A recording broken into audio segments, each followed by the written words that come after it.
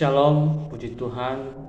Di kesempatan ini saya mewakili kelompok 5 akan membahas materi mengenai prinsip-prinsip hermeneutika genre hikmat dalam kitab Amsal. Sebelum kita lebih masuk dalam materi yang ada, saya akan menjelaskan sedikit mengenai kitab Amsal ini. Nah, kitab Amsal merupakan kitab yang berbeda dari kitab-kitab lain. Mengapa?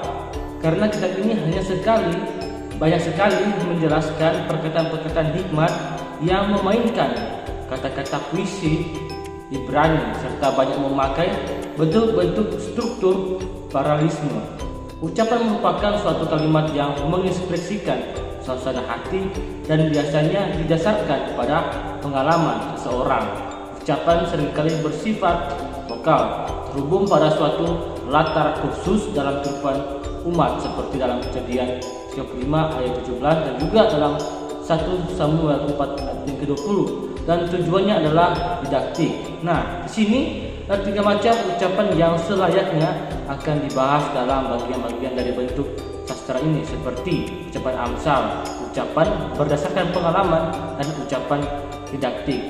Ketiga bentuk ini akan memberikan penjelasan terhadap maksud dalam dari sastra hikmat dalam kitab Amsal.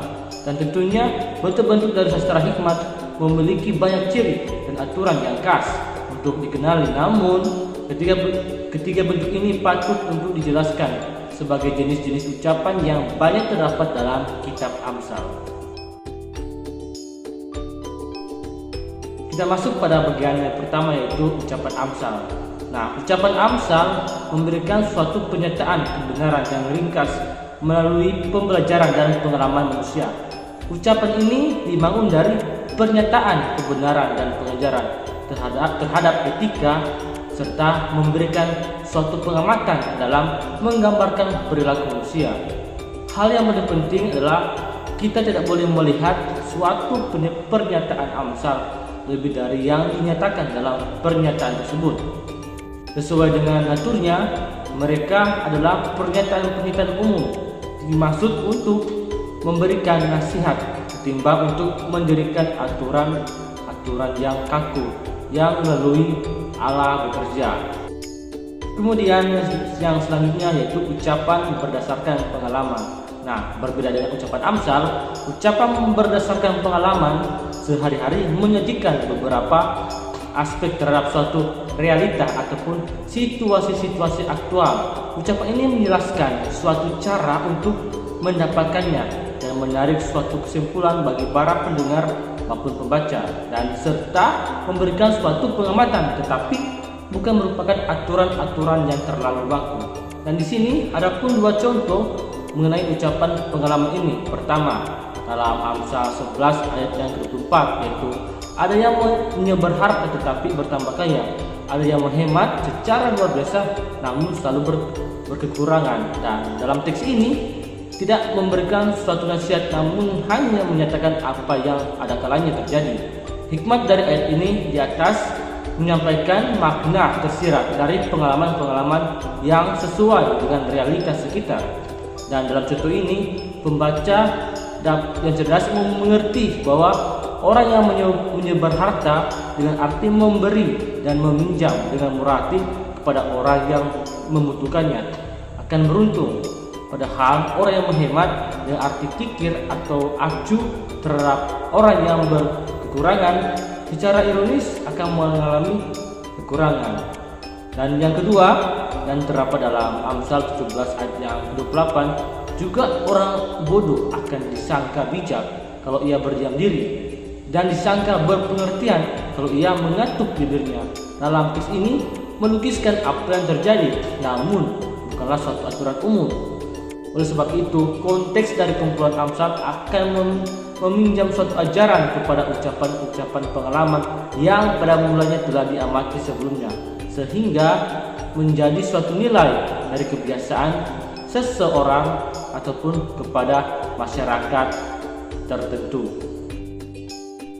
Kemudian yang selanjutnya yaitu ucapan didaktik. Nah, didaktik ini adalah ucapan yang menjelaskan perilaku manusia dengan tujuan pengajaran, etika serta memberikan ketegasan dengan mengevaluasi prinsip-prinsip moral. Dan seringkali ucapan ini melampaui suatu pernyataan realita yang ada, dan pernyataan didaktik lebih memberikan karakteristik khusus terhadap suatu tindakan atau sikap seseorang yang dapat mempengaruhi perilaku manusia.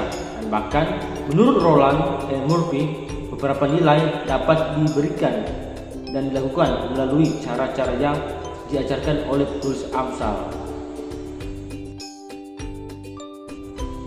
Kemudian yang berikutnya adalah prosedur-prosedur hermeneutika hikmat. Nah, dalam menganalisis genre hikmat, hanya beberapa prinsip hermeneutika saja yang akan dikaji sebagai metode dasar, yakni terjemahan teks, menganalisis ayat yang tak berhubungan satu dengan yang lainnya, menganalisis strukturnya, mengenali gaya bahasa puitis dan penggunaan imajinasi, serta mencari nilai teologis pengajaran hikmat yang praktis. Dan oleh sebab itu, sasaran utama dari karya artikel ini adalah mengidentifikasi dan menjelaskan prosedur-prosedur atau prinsip-prinsip yang diperlukan dan dipakai dalam menganalisis jenis sastra hikmat pada kitab Amsal.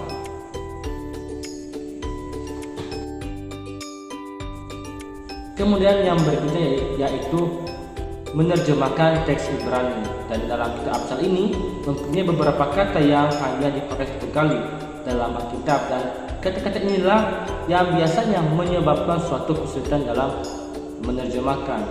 Dan oleh sebab itu, analisis ini sangat mementingkan seseorang penerjemah yang memastikan bahwa teks Ibrani dapat digunakan sedekat mungkin kepada susunan kata yang asli dan ditulis oleh tangan-tangan penulisnya.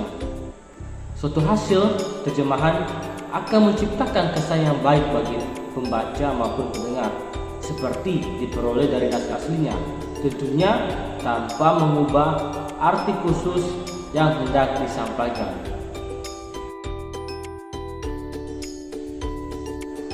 Kemudian yang berikutnya yaitu menganalisis ayat-ayat yang tidak berhubungan satu dengan yang lainnya. Nah, dalam menganalisa Alkitab Amsal ini, penelitian secara konteks merupakan hal yang sangat penting bagi para penafsir. Dan dengan adanya ilham dalam penulisan Alkitab, membuat seseorang penafsir perlu menerima pencerahan. Nah, dalam pengamatan inilah yang membuat seseorang penafsir perlu untuk menggunakan analisis konteks. Dan menurut Kevin J. Conner, analisis konteks ini merupakan prinsip yang dengannya penafsiran setiap ayat ditentukan berdasarkan pertimbangan konteksnya. Dan analisis konteks tidak dapat dipahami tanpa keseluruhan. Hal ini sangat sesuai dengan pokok eksegesis yang berpendapat bahwa keseluruhan tidak akan mungkin dipahami tanpa mengetahui arti dari bagian-bagian lainnya. Dan sebuah kata atau frase atau paragraf tidak dapat berdiri sendiri. Arti kata tersebut selalu bergantung pada kalimat-kalimat yang ada di sekitarnya. Kemudian yang selanjutnya yaitu menganalisis strukturnya, di mana analisis struktur merupakan bagian penting dalam menafsirkan kitab Amsal. Dalam menganalisis bagian ini, para penafsir akan selalu bertanya bagaimana kata-kata atau kalimat-kalimat dapat saling berhubungan, dan di mana kata atau kalimat itu terdapat pada bagian yang sangat mempengaruhi pengertiannya. Analisis struktur dan akan selalu berhubungan dan dengan berbagai pola dan paralelisme, sehingga akan memberikan penekanan dan hubungan-hubungan yang menunjukkan tahap prioritas dalam makna teks. Kemudian dalam menganalisis struktur ada 4 pola struktur dasar yang biasanya terdapat dalam kitab Amsal, yaitu Amsal satu baris, Amsal yang hanya memiliki pola satu baris atau sering disebut monokolon, atau Amsal yang bernada tunggal. Dalam pola ini biasanya terdapat pada ayat-ayat yang sangat relatif, singkat dan tidak terlalu panjang. Bahkan di dalam kitab Amsal, pola satu baris ini sangat jarang ditemukan. Kemudian yang berikutnya yaitu Amsal dua baris, di mana Amsal yang memiliki pola dua baris atau sering disebut sebagai distich. Hal ini terbukti dengan ciri khas penulisan, yaitu Amsal Salomo dengan menggunakan amsal dua baris atau dikolon, yang adalah bentuk dasar dari subgenre amsal atau masyal. Dan oleh sebab itu, kitab Amsal jarang menggunakan amsal satu baris atau berlain tunggal yang umum, namun seringkali memakai pola dua baris yang mempunyai 5 paralisme, yaitu baris kedua yang menjadi varian penjelasan dalam ayat tersebut. Kemudian inilah 5 paralisme tersebut, yaitu pertama, amsal yang mengandung arti sinonim, di mana baris kedua mengulang pengertian dari baris pertama dengan kata-kata yang sedikit berbeda. Kemudian yang kedua, amsal yang berbentuk antitesis, di mana amsal antitesis ini mengungkapkan suatu pengertian yang berlawanan antara baris yang pertama dan kedua. Kemudian yang ketiga, amsal yang mengandung arti emblematik atau simbolis, dan paralisme simbolis biasanya digunakan untuk memberikan ilustrasi figuratif yang menjelaskan kesatuan dalam ayat tersebut.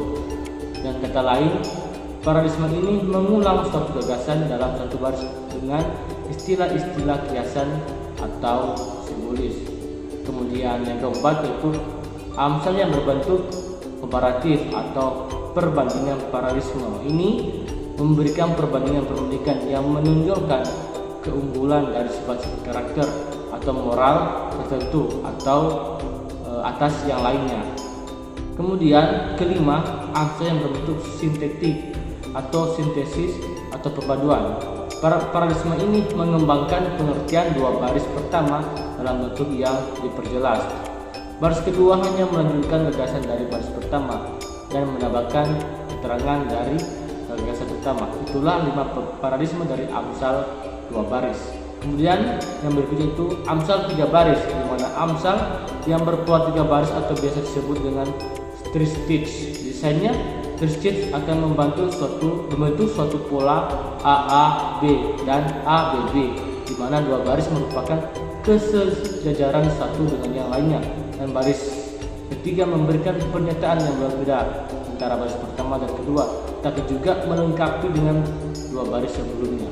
Kemudian amsal 4 baris, di mana amsal berpola 4 baris seringkali memakai istilah quatrains. Pola ini biasanya menggunakan keanekaragaman bentuk struktur, yaitu ABB, A bentuk chiasmus atau ABA, B yang biasa disebut sebagai pola pergantian AA, BB, ABA, C.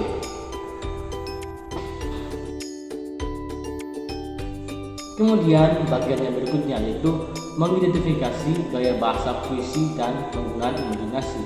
Dan menurut Douglas Stuart, mengenali gaya bahasa puitis dan penggunaan imajinasi membantu para penafsir untuk mengidentifikasi suatu ayat ataupun perikop dalam bahasa kiasan tertentu. Dan kiasan adalah perbandingan yang diungkapkan dengan menggunakan kata-kata seperti atau serupa. Dan tekanan dari analisis ini terletak pada kesamaan antara dua ide, kelompok tindakan dan sebagainya. Oleh sebab itu, ucapan hikmat dalam kitab Amsal sangat mudah diingat karena pernyataan-pernyataan dari kitab ini sangat ringkas dan banyak makna-makna yang bersifat retoris. Kemudian kita masuk pada bagian yang terakhir, yaitu kesimpulan. Nah, para penafsir harus menerima sebuah Amsal apa adanya. Artinya bahwa pernyataan-pernyataan Amsal memusatkan perhatian pada situasi dan konsep-konsep tertentu, tetapi tidak dimaksudkan sebagai pernyataan lengkap tentang semua situasi ataupun konsep tersebut. Sebuah Amsal memberikan suatu petunjuk untuk menghadapi situasi lingkungan sosial terhadap kehidupan seseorang. Seorang penafsir harus memperhatikan bahwa setiap pernyataan-pernyataan Amsal akan memperlihatkan keadaan tertentu dari suatu perspektif atau didasarkan dari pernyataan umum atau situasi yang umum dalam kehidupan seorang secara pribadi. Sekian dari pembahasan kami di saat ini. Shalom, Tuhan Yesus memberkati kita semua.